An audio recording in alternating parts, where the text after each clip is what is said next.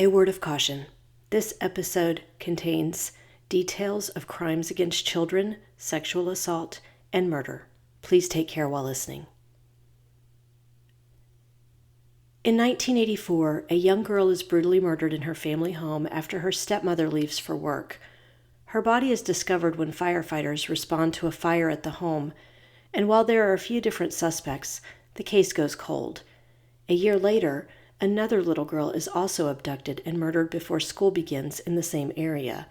While her killer is quickly caught, it takes years before the final connection is made between the two murders.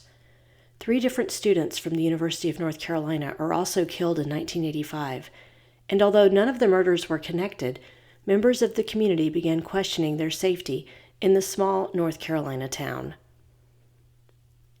There is much to love about North and South Carolina, but the 2 states have also had their fair share of violent and senseless crimes over the years. From murders on the Blue Ridge Parkway, in the heart of big cities or sleepy college towns, and along the coastal waters, some of these stories may be new to you. Some may have happened in your town. Some may involve people that are still missing to this day. But all will leave you remembering to always be vigilant about the people you meet and the places you go. I'm Renee Robertson. Please join me for Missing in the Carolinas. Episode 97, Chapel Hill, Carrboro Crimes from the 1980s. On February 22, 1984, 7-year-old Carrie Wilkerson failed to report to school at Frank Porter Graham Elementary in Carrboro. That morning, firefighters investigating a fire at the Rocky Brook Trailer Park off South Greensboro Street discovered the body of Carrie in the bedroom closet of her stepmother Norma Shivers' home. Carrie was the birth daughter of Shivers' first husband, and she had stayed with her stepmother after the 2 divorced. The little girl had been sexually assaulted and strangled before a fire started and damaged part of the trailer. It appeared a kerosene heater with some clothes laid on top of it had ignited and started the fire. It was 1 week ago today that a second-grade teacher here at Frank Porter Graham School noted that 7-year-old Carrie Wilkerson didn't show up for class. Just after noon that same day, Carrboro police and fire were called to this trailer less than a half-mile from the school. They found smoke pouring from the windows. The fire was quickly put out. That's when Carrie was found dead inside. But it was where Carrie's body was found that first made police suspicious. Her body was stuffed in a back bedroom closet. Police will not say if she was clothed or if she was sexually molested. Carrboro Police Chief Sidney Hergy says several people have been picked up and questioned who may know something about the murder. We have several suspects. We have spoken to many witnesses, and recently we have made we've saturated that area with police officers and questioned as many of the neighbors and passerbys as we could. Hergy says the SBI has also been called in to find out just why this little girl never made it to school that day and why someone would want to kill her. Shivers told the police she normally left for work around 7:30 a.m., and Carrie would get herself ready for school and walk with 2 other girls from their neighborhood. But the girls said when they knocked on the door for Carrie that morning, she told them she was with a friend and would come to school later. When they asked who the friend was, she said it was none of their business. Shivers said around the same time firefighters were discovering the fire at the mobile home, a man called North Carolina Memorial Hospital, where she worked, and asked the nurse who answered the phone to tell Norma he'd killed Carrie and that he was sorry. Earlier that morning, another call had come into the OR asking for Norma, but she said when she answered the line, the caller hung up. She said she suspected the caller had been George Fisher, the husband of a co-worker and friend at the hospital, because he was the only person she knew who had both of those telephone numbers. Unfortunately, there was more than one suspicious person lurking in Carrie Wilkerson's life. Shivers' own brother, a man named Eddie Hathaway, had admitted to molesting Carrie a few weeks earlier.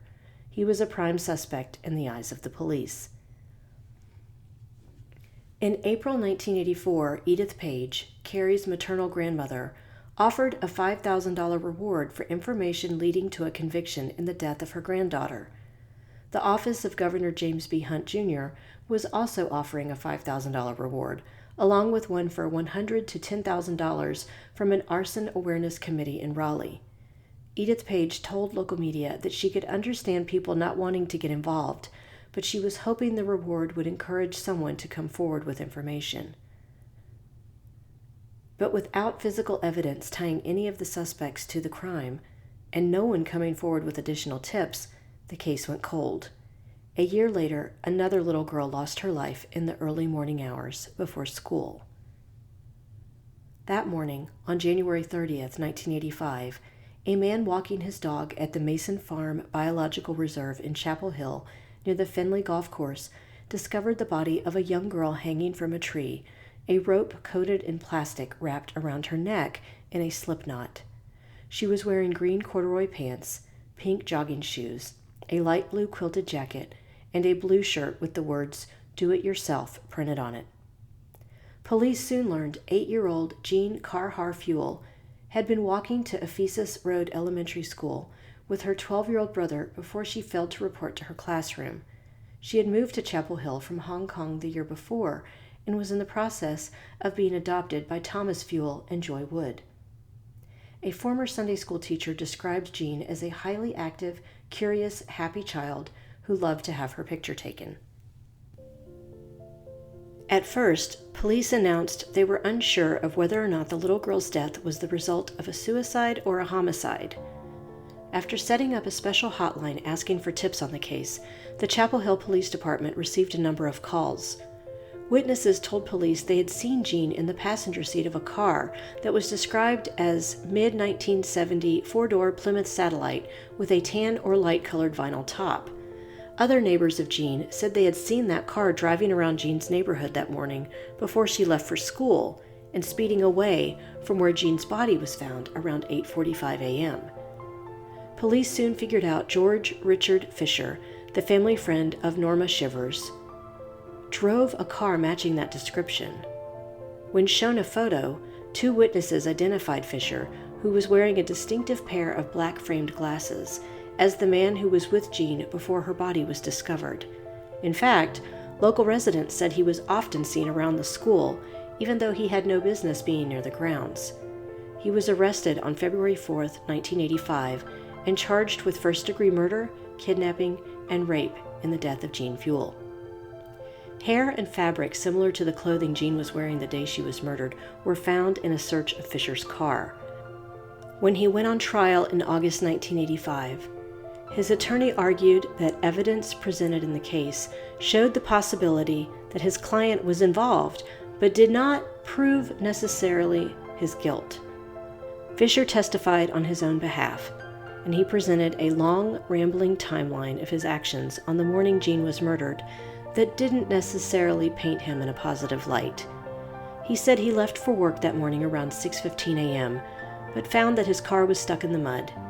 He then realized he wasn't feeling well and thought he might have caught the flu from his wife, a registered nurse. But he went to pick up 2 of his co-workers who lived in a halfway house for recovering alcoholics near the University Mall. They never came out for their ride, though, even after he honked his horn in front of the halfway house. Fisher then went to a convenience store to buy gas, coffee, and a pastry. A clerk at that convenience store later testified Fisher had bought coffee and a cinnamon twist pastry, an item of food that matched one that was found in Jean Fewel's lunchbox later that morning. After leaving the gas station, he claimed he went to an adult bookstore to see if any of his friends were there and watch pornographic movies. However, he couldn't provide the name of the adult bookstore. He stayed there for 2 hours, then went to the office of his employer to pick up a W-2 form. The bookkeeper confirmed he had been there around 10:30 a.m. to pick up the paperwork. He then went home and watched television until his wife returned home from her job. A fiber analyst with the State Bureau of Investigation said he performed tests that showed 18 positive connections involving fibers from Jean's clothes and Fisher's clothes and car. An expert for the defense testified that the fibers found in the car that police believed belonged to Jean could have come from other sources. Fisher claimed he often picked up hitchhikers in his car, so fibers could have been transferred from them. An expert for the prosecution testified that semen found on Jean's shirt could have come from Fisher, and 7 dark hairs found in his car could have belonged to Jean. As the Chapel Hill News pointed out, the murders of Carrie Wilkerson and Jean Fewel were very similar. Both the victims were second graders in the community with dark brown hair. They were both murdered in the early morning hours before school. Both involved sexual assaults or attempts and strangulation. Fisher had served time in both an Ohio psychiatric hospital and North Carolina prison for arson convictions in both states. He had been on parole since 1982. On August 21, 1985, a jury found George Fisher guilty in the murder, attempted rape, and kidnapping in the death of Jean Fewel. He received a life sentence for first-degree murder, 40 years for kidnapping, and 20 years for attempted rape. He also received 22 years for violating his parole after being convicted in 1974 for arson, breaking and entering, and larceny in Onslow County. During the sentencing hearing, Jean's adoptive father, Tom Fewel, asked that Fisher's life be spared. He said, "I am opposed to capital punishment. I believe that every human life is sacred, that its sanctity is imposed to every human being by God. There is no sentence that could be imposed on Fisher that could bring Jean back to me." After Fisher was sent to prison for Jean's murder, police collected blood and hair samples from him. They found a picture of Fisher with Carrie Wilkerson when they searched his home in February of 1984. The samples did not link him to Carrie's death, and he denied killing her, so he was not charged with the crime. In 2010, investigators had received a call about possible new information in Carrie's case. While the information did not lead to a new suspect, it prompted the State Bureau of Investigation and the Carrboro police to take another look at her case. It was then they discovered DNA evidence from a bedspread kept in a rape kit at the Carrboro Police Department finally conclusively linked Fisher to Carrie's rape and murder. He was charged in June of 2010. Looking back, they discovered that Fisher had been employed by a construction company that worked on the Dean Smith Center at the UNC campus. He had not been at work both mornings Carrie Wilkerson and Jean Fewel were murdered. When confronted with the evidence, Fisher agreed to plead guilty to the first-degree murder and rape of Carrie Wilkerson, along with first-degree arson. Superior Court Judge Carl Fox gave Fisher 2 additional life sentences, plus another 15 years for an arson charge, all to run one after another. He would have been eligible for parole the following month, if not for the new conviction related to Carrie Wilkerson's murder. Carrie's stepmother, Norma Shivers, said she had long suspected Fisher was involved in Carrie's murder. "We knew who it was," she told local media outlets. "They just didn't have the evidence. I've known it all along." Carrboro Police Captain J.G. Booker confirmed the use of new DNA identification technology at the time proved to be the break officers had long been looking for in the case. He added, "You may have a strong suspicion, but without evidence you can't prove it in court. You have that glimmer of hope that something will break."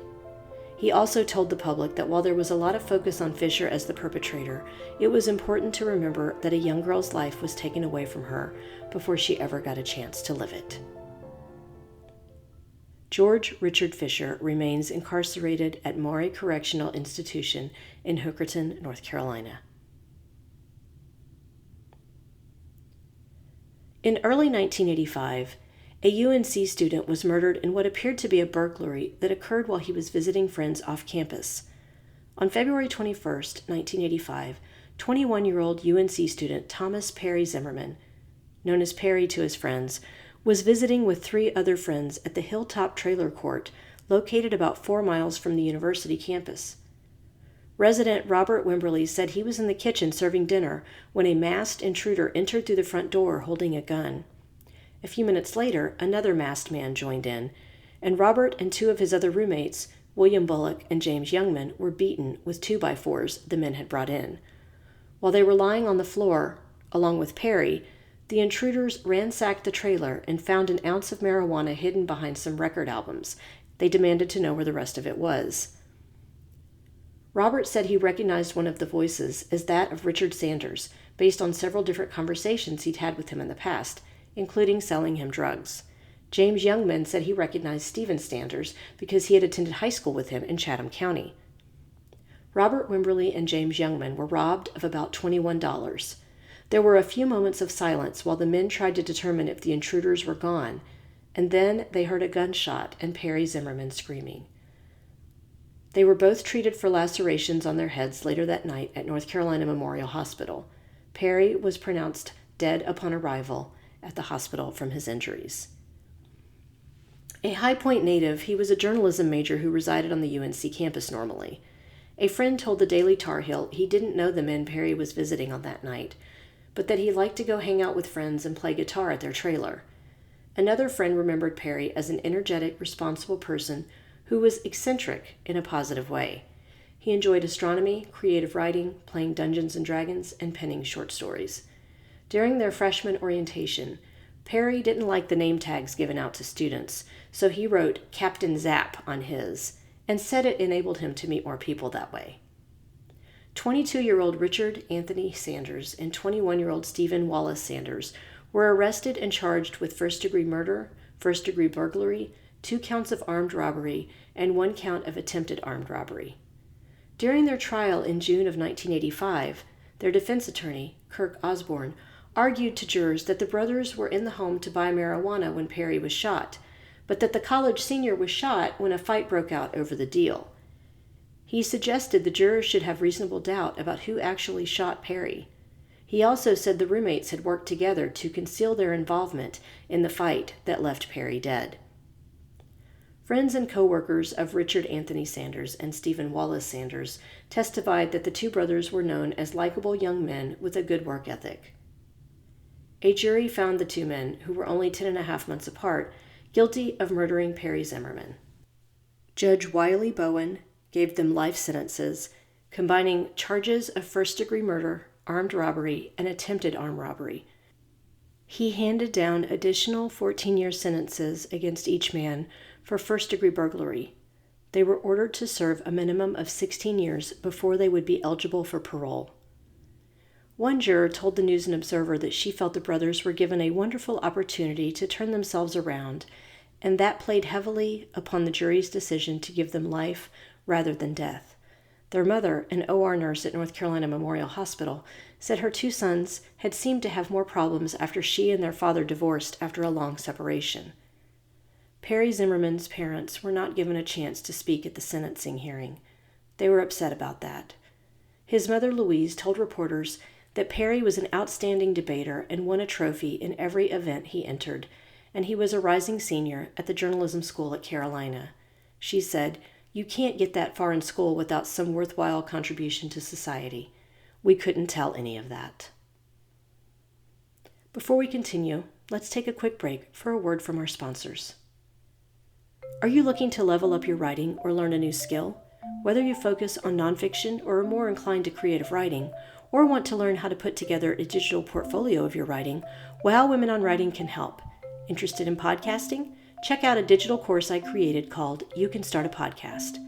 During this pre-recorded webinar, you will learn the benefits of creating your own podcast, materials you need to get started, how to develop content that will keep listeners coming back for more, and ways your podcast can create supplemental income. I'll share examples of different types of podcasts, how to decide on a format, ways to handle the technology necessary for creating a podcast, how to develop your first few episodes, promotion and monetization ideas, ways you can repurpose your podcast content.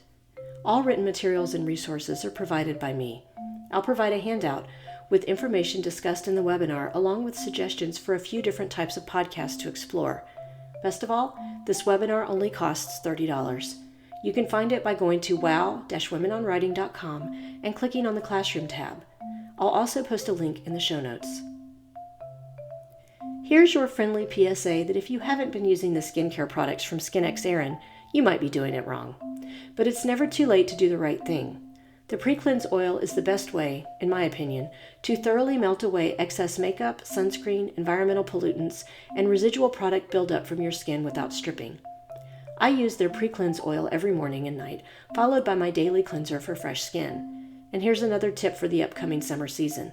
Before you go out in the sun, apply the hydrating beauty oil because it helps rehydrate the skin, reduces inflammation, and repairs the skin barrier.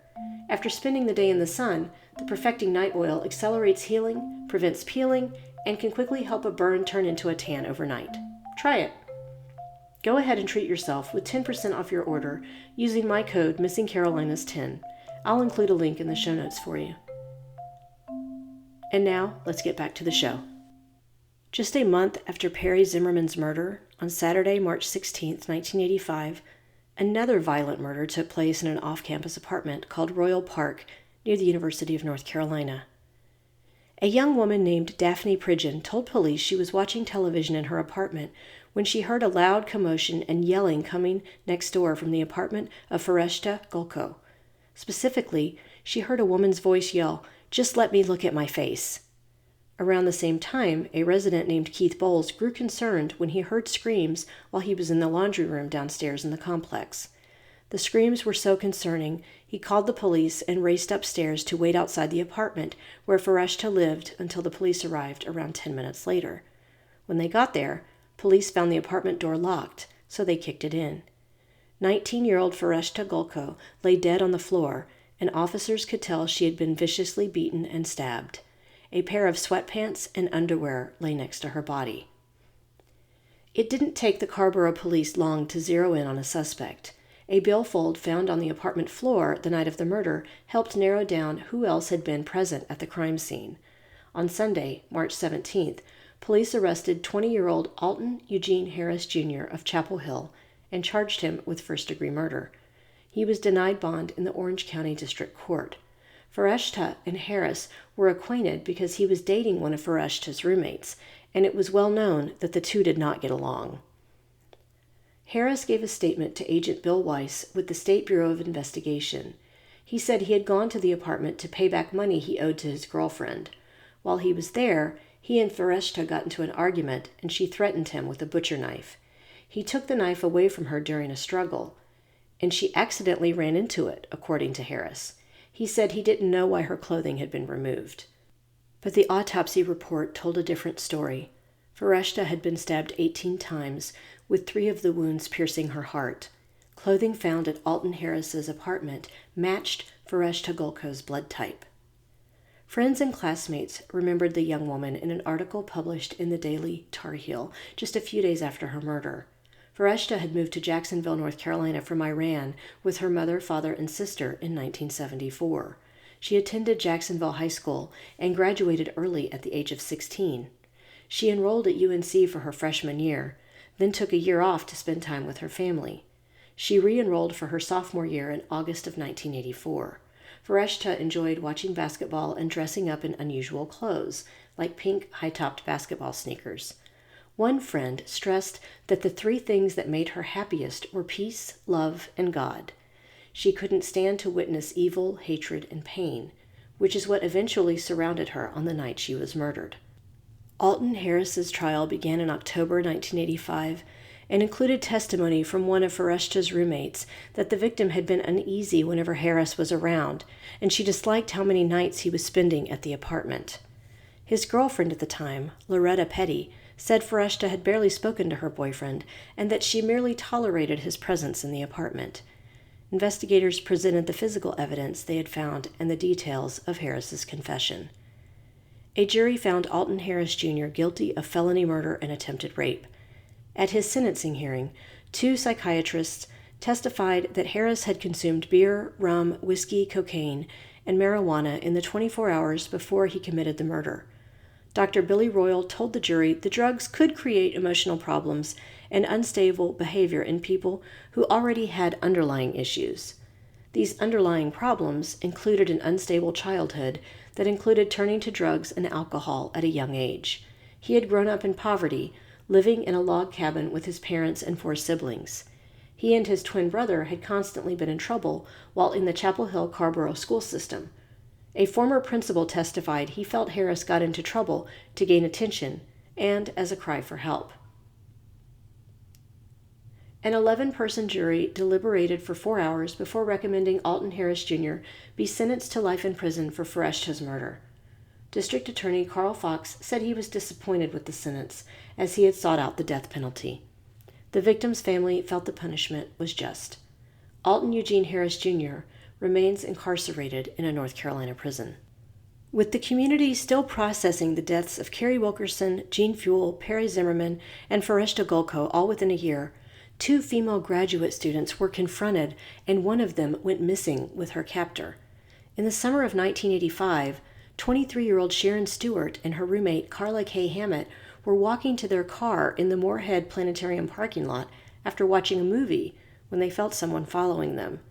Sharon, a Cincinnati, Ohio native, had entered the University of North Carolina in the fall of 1984 as a graduate student specializing in speech pathology in the School of Medicine. The Daily Tar Heel reported that while an undergrad at Indiana University, Sharon had been on the dean's list 6 out of 8 semesters. She was a member of Pi Eta Sigma and the Golden Key Honor Societies. She worked with students needing speech support 3 mornings a week at the First Baptist Church in Chapel Hill. Carla was also a graduate student in the speech department, and the 2 women lived together at the Kingswood Apartments. On August 24, 1985, the 2 women noticed someone following them around 11 p.m. as they were walking down East Franklin Street.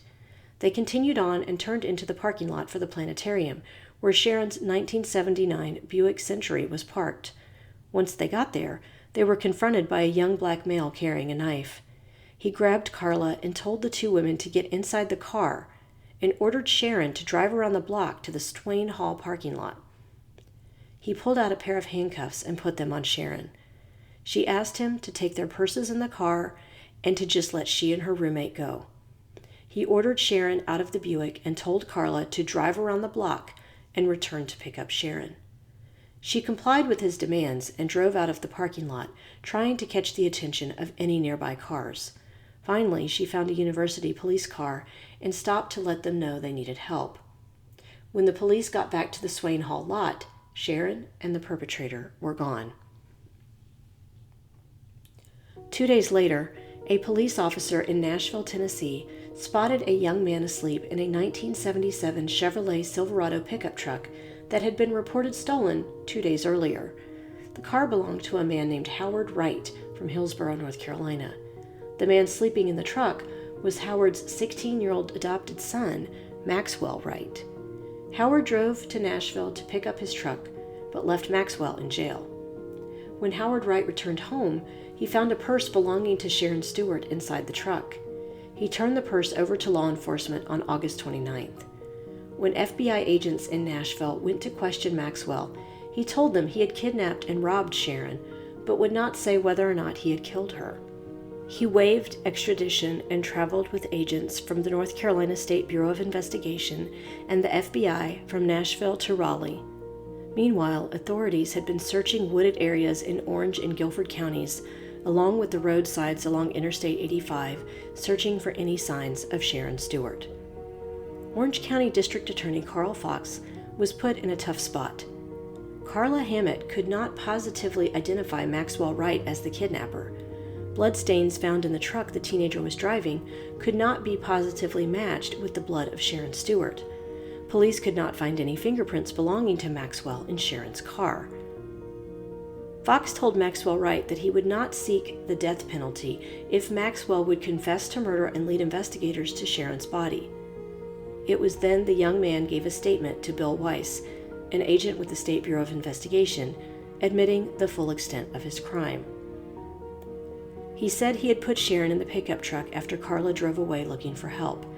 Sharon began struggling with him as he drove down the street, and he stopped the truck near the Chapel Hill fire station and stabbed her several times with the small knife he'd been carrying. He then drove on NC 86 toward Hillsborough. Before reaching Interstate 85, he noticed Sharon had quit moving and believed she was dead. He stopped the truck, removed Sharon's body, and put it in the truck bed after wrapping the young woman inside a piece of carpet that was already in there.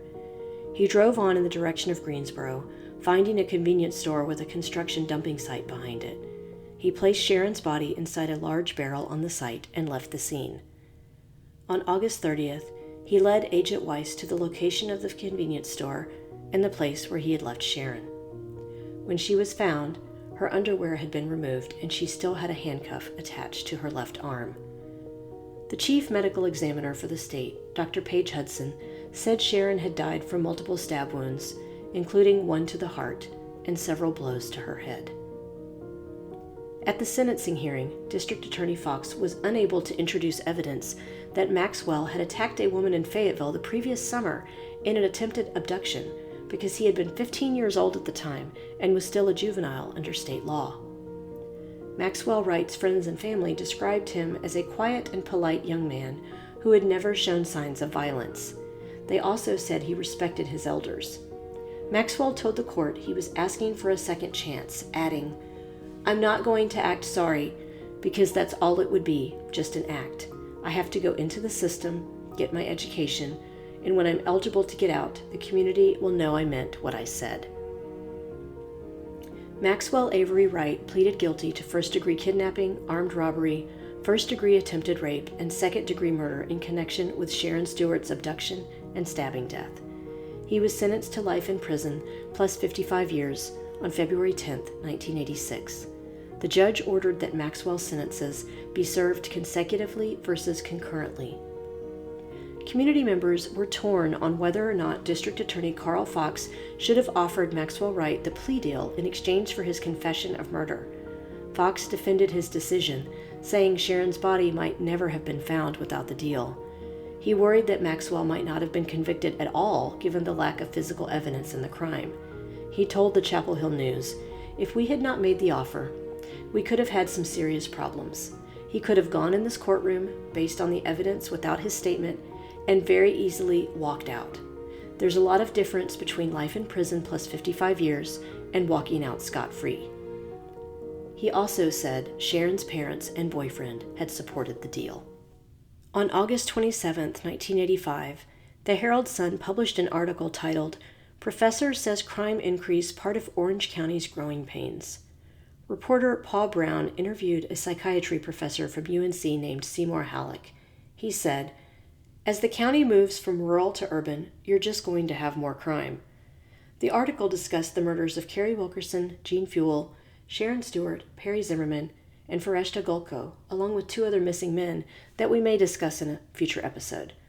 It also mentioned residents in an eastern Chapel Hill neighborhood had been warned about a suspected burglar and rapist.